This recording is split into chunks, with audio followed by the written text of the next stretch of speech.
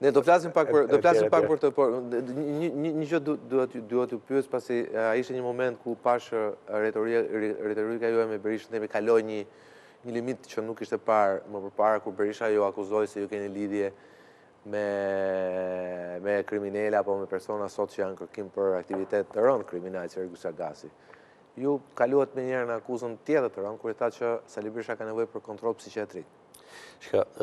Ishte retorik? Janë përpjek, jo është reale. Shiko, akuzat këtyre për masave, të ky janë të njohura, dhe mund të zgjedhësh ti qesher akzosh, por nga në tjetër do të njerë të çfarë problem ka. Sali Berisha nuk e përmend Ergus Agasin, dhe nuk e ka përmendur deri në momentin që u arrestua. Kur arrestohet këta të shesin pasaj, se nuk ka në një kështu, po deri në atë moment, linja ka qenë që nuk prekej. Edhe sot, nuk e përmendur. Ishte urdhën për që mos flite për ta? A i keni pari u të flite deri në atë moment. Nga ana tjetër, shikojnë edhe sot. E përmend se sot, pse e përmend sot? Se flitet që nuk ka më lidhje me Edi Ramën. Është kot. Dhe ky kur mbaron punë, njihet që i lanë duart. Po një gjë është e dukshme tani. E përmend Ergus Agasin, por nuk e përmend që është, po themi, njeriu i klanit Troplinëve, apo ja. Keni parë ta përmend? Nuk i përmend as kullat atje në Durrës, të atyre që morën stadiumin, nuk i përmend as ata. Nuk e përmend Ermal Beqirin që bën këtë të dosje Akshit, është dosje blemeria ajo. Se unë e them këto, si që si kam lidhe me këta, unë kur unë e them. Dhe nuk thot një gjë që ai e di, me qenë se thot biseda andaj këte. Se e di njerëz shumë afër këtij. Që ky zotria ka qenë një prej njerëzve, ky Agasi, që ka influencuar që unë të shkoj në Burg, te një prej gjyqtarëve të paktën. Pra ka qenë kontakti i këtij një prej gjyqtarëve, se kështu është ky vend me kontakte të kësaj kategorie. Dhe nga ana tjetër, te drejtësia me thënë vërtetën, për fat keq tani besoj të gjithë. Nga ana tjetër, ky zotria nuk ju kontestoi dot bën opozitë selektive. Sali Berisha të dali të mbroj Fatmir Xhafën, siç bëri para një javë, është e pamendueshme.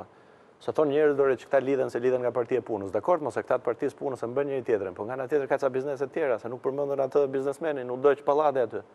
Tek Ardesi, Liloja. Ai po shkatron. Po merr. Po shikojeni linjën editoriale të këtyre që janë lidhura me Berishën dhe e kupton qartësisht çfarë lidhje ka. Pra pse nuk e përmend? Pra ky përmend vetëm opozitë selektive, njerëz të cilët nuk i duhen më për gjë, që kanë marrë fund. Nuk i përmend, e dinin të gjithë për këtë Agasin, influencën që kishte në qeverisje. Bën ndonjë përpjekje këta?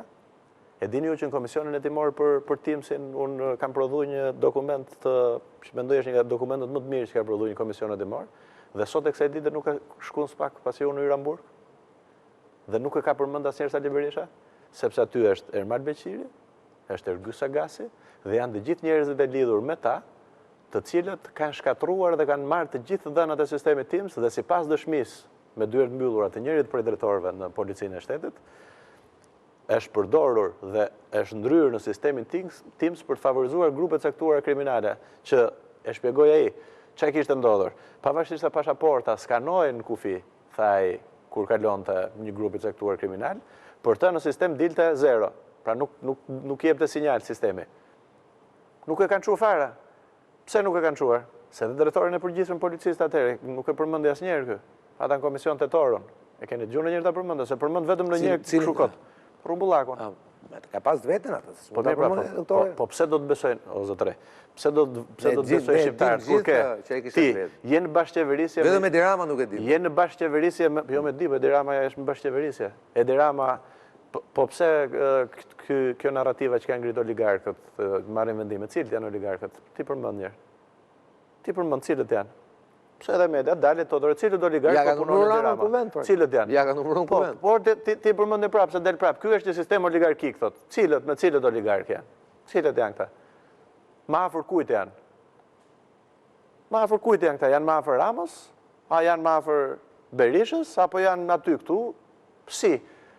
Për që narrativë është kjo? Se një opozitë që është e pavërtet dhe bën opozitë selektive, pra shikoj, brenda një dosje, merret me shumë njerëz që duhet të ekspozua Agasi, po dosja nuk e kanë nxjerrë, se dosja është e tmerrshme, po ta nxjerrin plot. Ti isha kryetar opozitë, unë do ta nxjerrja atje 24 orë në ditë atje.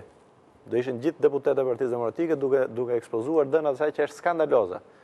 Është rënimi i shtetit dhe kontroll i shtetit nga njerëz të cilët janë populli, po edhe socialistët, kanë votuar që pushtetin të ketë përfaqësues politik, ndërkohë pushtetin e kanë përfaqësues që nuk kanë asnjë lidhje me politikën dhe kontrollojnë dhe kanë vendosur në influencë drejtori, ministri dhe tendera e kështu me radhë. Si do fitosh ti kur nuk përmend oligarkët, nuk përmend bandat, po edhe kjo se unë nuk dua ty, po si mund të nuk dua ty kësaj? Çfarë është ky? Ky është antar bande apo është politikan? Pse nuk i përmend bandat në Elbasan të gjitha ky? Çopjat, çapjat, pse përmend vetëm këtë? E di ke përmend apo jo? Ka deputet. Përmend vetëm Suelin, sepse ai e ka ndihmu këtë Suel Çela. Sepse është njeriu që e ka ndihmu, e mbani mend ju kur ishin zgjedhjet. Po, zoti Bardhi akuzonte Kamurnokun për lidhje me Suel Çelën. E ka ndihmuar zotre. Tani kur është vërtet ajo akuzë Bardhi mos godit në mënyrë selektive. Se me thënë vërtetën, pastaj kur këto ishe bashkë me njëri tjetrin Ervin, nuk di ta kuptosh më kush është vërtet. Unë di të them këtë gjë se e akuzonte Bardhi atëherë thonë Suel Çela i bënte listat Kamurnokut. Po fakti qëndron që ky nuk i përmend. Tani ata janë bashkë dhe tani ta akuzojnë ty që je i lidhur me Suel Çelën. Me thënë vërtetën. Po fakti është një banalitet shumë i madh. Dakor. Unë nuk po bëj këtë akuzë, unë po bëj këtë pyetje. Është fakt ky që nuk i përmend gjithë bandat, përmend vetëm ato që i interesojnë. Po vetëm ato përmend. Po ato e ka deputete. Tani kam një pyetje tjetër se kjo është një A është çapja ajo? Ajo deputeti. Po nuk ka lidhje se ajo mund të jetë ka qenë parti dhe kështu, po them nuk merret me bandat, ajo është në punë vet, ka qenë unë di që ajo ka qenë gjithkohë në Partinë Demokratike se e njoh dhe nuk ka në gjë. Por unë merrem me gjuhën e Sali Berishës, i cili është selektiv. Se nuk ka lidhje ajo edhe ajo dhe kushdo, as mbi emri, as lidhje familjare, ajo përgjegjësinë e ka personale. Unë po them çfarë bën ky zotëria. Një sekond që ta sqarojmë këtë gjë. Fakti që i përmendet emri asajt, nuk i përmend se ne do ja përmendim po sepse për shkak të logjikës politike të Sali Berishës, i cili të merr me libër shtëpie dhe e meriton t'ja përmendesh me libër shtëpie gjithë deputetët vet. Unë nuk dua ti përmend tjerë, por ky rrimë ky dhe njerëz rrotullti, ju blejnë edhe të mbathurat njerëz që kanë lidhje me krimin. Tani mos më tregojnë mua pralla. Si u blen? Unë veshjet komplet dhe gjërat e tjera. Janë njerëz të lidhur me njerëz të këtij në të gjitha kuptimet. Pra, mua mos mi tregojnë, unë nuk e bëj këtë politikë të pisët, të ndyrë, të fliqur, se dua të krijoj një standard, po e pati unë kisha se edhe sot nuk diskutohet. Jam i vetmi kandidat që depozitova një platformë. Apo ja? E vërtet është, po dhe kjo. Pse do vi Sali Berisha prapë?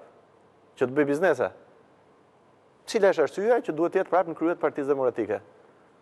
Dhe elementi tjetër që është qesharak është kjo. Se këtu çdo gjë fillon edhe harrohet. Ju e keni ndjek, besoj e keni raportu, por mua nuk më akuzon dot për lidhje me krimin se unë kam bërë burg për denoncuar një krye trafikant që ishte i lirë dhe ditën që kam denoncuar unë kam shkruar në burg, i Klanit Xhafaj. Geron Xhafaj. Dhe unë i kam përmendur gjithë me emra, këta e dini ju që në Partinë Demokratike nuk dilin njerëzit se dilja unë se kishin frikë të i përmendin me emra, njerëzit. Mbajmon atëherë që e nisi Basha, Utoroj, e nisi Ali Bej, Utoroj, të pastaj ngelet jo vetëm tek ky rast, po jo Ali Bej ka qëndruar, nuk është është njerëzit të triçaj po themi në logjikën politike Ali Bej qëndron, mendimit që ka, qëndrimeve që ka, nuk është se hyn tek njerëzit që triçen, me thënë drejtën. Por këtu elementi thelbësor është ky. Ka një vendim të gjykatës britanike për ankesën që ka bërë Sali Berisha ndaj Home Office. E keni ndjek. Dhe vendimi i gjykatës thot, sipas atyre që i ka çuar Home Office, tani ka institucion më serioz, thot që Sali Berisha është shpallur non grata në Britaninë e Madhe për shkak të lidhjeve me krimin organizuar dhe për shkak të përdorimit të influencës së krimit organizuar për interesat e veta politike. Po e pam në tek protesta. Tani ky zotëria e janar 2022. Po themi këtë që thot për po i pam ato horrat. Tani ky zotëria ka këtë gjë, damk, ka edhe këtë damkën tjetër nga Shtetet e Bashkuara. Si tenton ti të më bësh pis mua me budalliqe. Mua më lartëson. Pra akuzat që bën Sali Berisha tregojnë frikën e tij, panikun e tij, hallin e tij. Ore meru me argumentat, si do të bësh fituese, pse nuk e hoqën në gradën, pse nuk tyn asnjë ambasador në derën e Partisë Demokratike, pse nuk e mund Edi Rama zgjedhet në vitin 2023 lokale, pse patë rezultatin më katastrofik edhe në raport me vitin 1997, më keq në zgjedhjet e 11 maj 2025, pse e ke bërë partinë fortele dhe nuk po respekton asnjë limit, dil përgjigju akuzave për bashkëpunim me Edi Ramën, hajde të diskutojmë dhe dil në debat. Ervin, ti përmend edhe, të vjen keq se shkon dhe të tjerat që dikur kanë qenë dhe tani që bëjnë lojën e tij. Në fakt duhet të një gjë, Ervin, që të gjithë ju keni pak mëkat në përduar. Pse po e them këtë? Pasi unë nuk e kam kuptuar kur ato që ndodhi me ju pas zgjedhjeve të pjesshme në vitin 2022, kur Basha themi u tërhoq, u largua dhe ju i lat çelësat në dorë Sali Berishës. Shko, këtë nuk e kam kuptuar. Unë e kam thënë dhe atëherë, e them dhe tani, unë nuk e kam thënë edhe mbas 6 marsit, që unë nuk i heq asnjë presë atyre që kam thënë për Sali Berishën, por partitë politike kanë një rregull, siç dhe tani këtë po kërkojnë.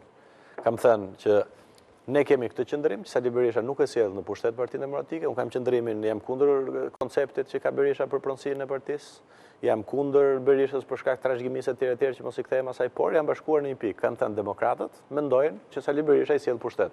Dhe ky është shumicë. Se deri në atë moment unë mendoja që ishim ne shumicë. Ishte grupimi i jon. Dhe kam thënë merr partinë, të nxjerrë fituese, urdhëron nxjerrë fituese. Tani që humbi dhe u faktuan gjitha ato që po them, unë them hajde në shtrojmë prapë votën zotëre. Pavarësisht se ti nuk duhet të jesh, se premtimi kryesor e kishte me Nenin Basha. Unë po them, jo, nuk tregon naivitet. Tregon sepse tregon që nuk e njihni Sali Berishën. Kulturë demokratike. Unë po them, naivitet po e quaj. Shiko, çdo zgjidhje tjetër në atë moment do të ishte, dhe ju kam thënë edhe ish kryetarit të partisë, ishte shërbim për Sali Berishën. Sepse Sali Berisha donte pretekst për të thënë që këta më pengojnë, janë Ramën e tjerë. Lerja dhe do t'ishte, ja kam propozuar në zyrë, se kjo nuk është se është në një sekret, i kam thënë që me qenë se doli kështu rezultate në 6 mars, Lerja Bartin dhe ti do kesh jetë më të gjatë politike, dhe hajde themi të gjithë, jemi këtu në parti, duke qenë që të gjithë aty, merre fitoja dhe po nuk e nxorë fitus, ne dalim si që erdhi dita sot. Pra, nuk mund të bësh politik, nuk mund të luash me inat, duhet të luash me parime.